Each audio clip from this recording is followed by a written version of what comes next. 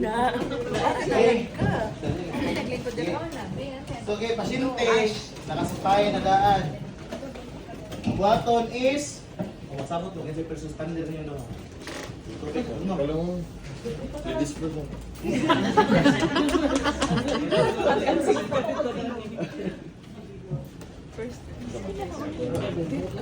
Sige.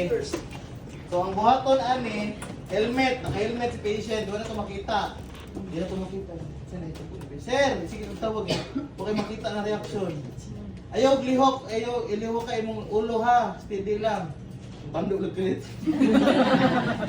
Ayaw lang lihok sir ha. Ayaw galing lihok. So pasyente, advice na ayaw lihok. So ikaw first responder, ano kasi ang uluhan?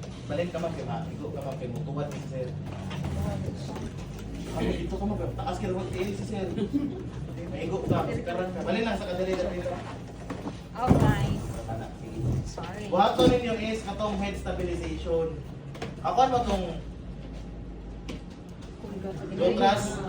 Okay, nato na posisyon ang buhaton. So, ang buhaton nimo as first responder, mag-remove sa helmet. Ang silbi na abuga na ninyo, no? Ang siway. Sige, ang helmet, tanggalon. Pero taas ang process. Ano mo, utakabaw diha na. Buwak sa ulo, ang liog ay sama, dili tanggal yung helmet, ang pati uwak din. Oh. So purpose ani is to head stabilize, kay head, neck, and spine man. So dili pa lihok concentration. Sige sir, ayaw lihok sir ha? Sir, ito yun. Hey, kung ano ko yan? Sunod mo ba ito, gusto mo na ang helmet? Duha ka buhok. Ano hapa? Okay, elbows down. Ano?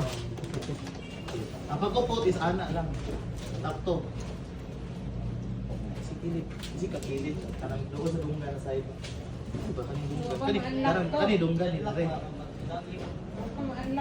Hindi pa malaki may unlock. Kaya buktan pa man uno ang ulo. Stabilize ano mo.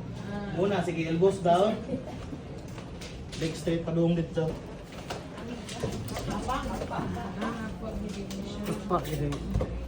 Kana. Lahi man tong parajoutras maneuver kay tanawan man nimo ang Jo. So anak ka diha kay para makapisto pud si ma'am. Ari na ka sa pisto na ba? Kinsa ni mga tumbler. Monica Isabel Garzon.